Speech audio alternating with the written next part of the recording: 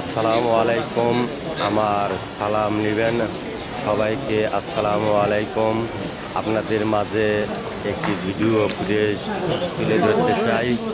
সেটা হলো আমাদের সোনাতলা থানার সারেগাঞ্জি এমপি মহোদয় কাজী রফিকুল ইসলাম আজকে জিয়াউর রহমান মেডিকেলে নাদিম ভাইকে দেখতে গিয়েছিল এবং যা ডাক্তারের সাথে পরামর্শ করলো, করার পর সে সিদ্ধান্ত নিল কালকে নাদিম ভাইকে ঢাকা হাসপাতালে ভর্তি করবে সুচিকিৎসা, ভালো চিকিৎসা করার জন্য।